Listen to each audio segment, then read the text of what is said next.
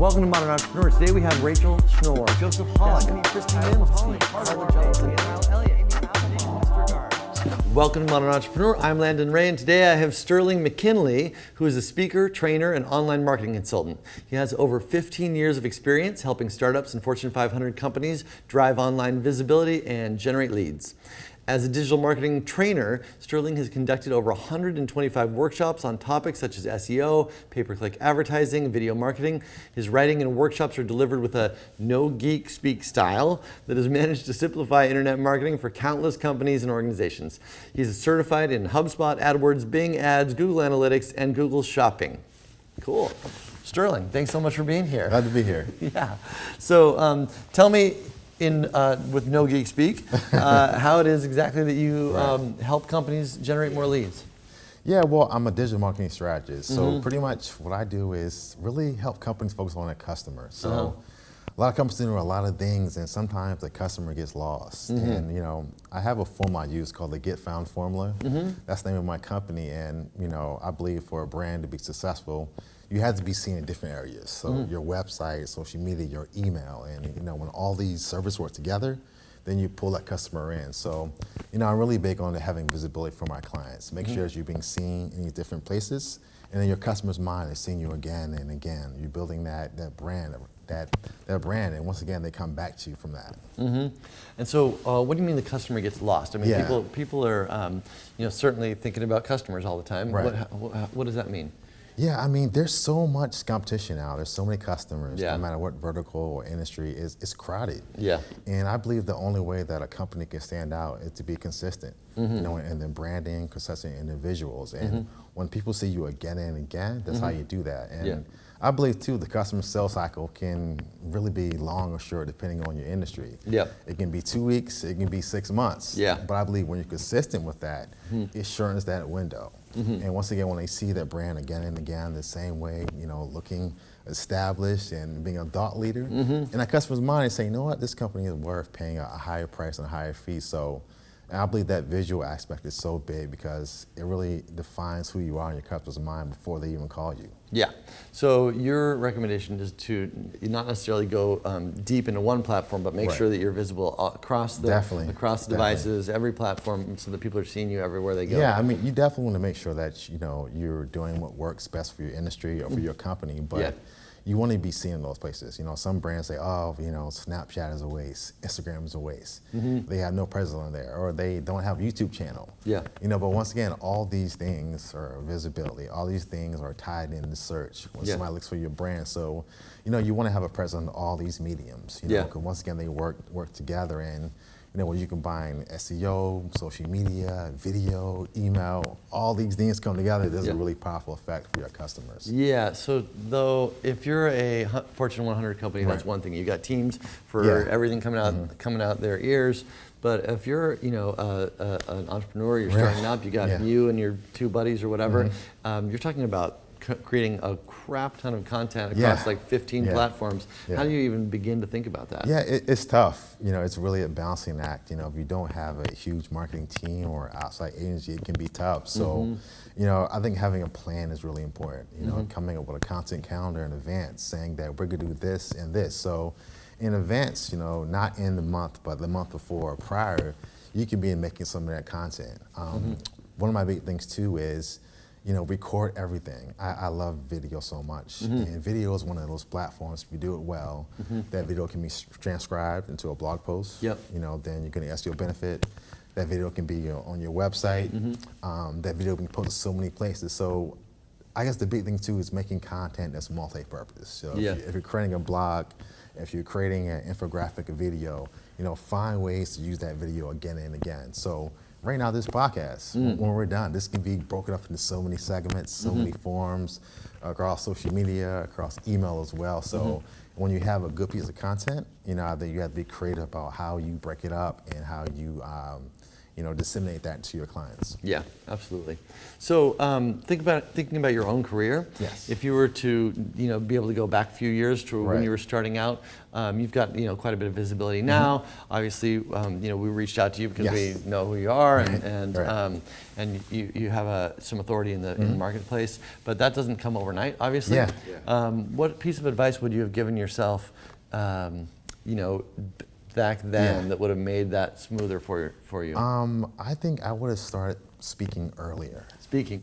So growing up, like many people, I was terrified of speaking and didn't want to do it. But 5 years back, I got to a point in my business like, you know what?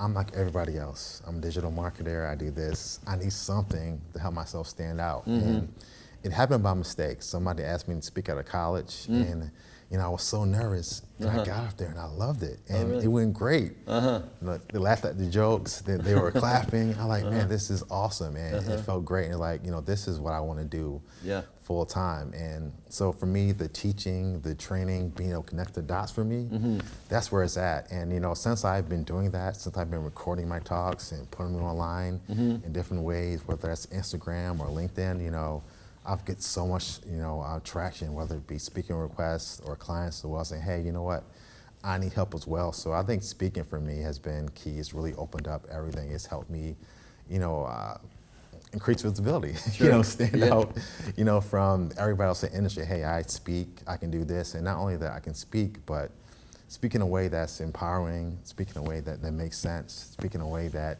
if you're a janitor or the CEO, that I can explain to you how you use digital to grow. And I think, once I combine that simple speak with also digital marketing, for me, it's been great since I've done it. Yeah, that's the 1-2 punch right there. Yeah. Awesome. So, you've been around for a while. You've got running an agency. So you've seen a lot of ads, posted. A lot of them succeed. A lot of them fail. And for sure, you've seen the industry change over the course of the years. What do you feel like is working now? What is the kind of like the hot way to get customers today? There's a big push, of course, for marketing automation, of course. Marketing automation. Yes, and finding ways to touch your customer and, delighting them and going through that funnel. And email marketing is huge as well. So still, I think, 2019, it's email amazing. marketing? Yeah, I think it comes back just to the customer. I mean, there's all these mediums and platforms and channels, but at the end of the day, it's about the customer. So I feel like the brands that, focus on the customer, what does the customer want? What is the customer saying? What are they responding to? And giving them that. And for every business, they're different. There's no magic bullet or magic formula. Video might be your medium of choice. Email may be my medium of choice. So I think really just testing, finding out what works for your brand, seeing what they respond to the most, and doing that again and again is really the way to go. So there's no one size fits all. No magic bullet. At all, but you have to test and experiment, find what works. When it works, do that thing again and again. Yeah, and what are you experimenting with? What are you learning right now? What's your cutting edge? Yeah, what's funny, email, once again, so I'm working with a few clients now, and email, I like to say, is kind of the OG of digital marketing. The OG, yep. It's always been around, and a lot of people forget about it, say, oh, it doesn't work, but email really works. Yeah. It is amazing. So getting into hyper-targeting, getting into segmenting lists, making emails that are hyper-targeted, that we're including cities and states and names and all kind of tags, and seeing results from that really help. And, email is crowded too. A lot goes on in the email box, but on social media, there's so much information going on. It's so hard to stand out.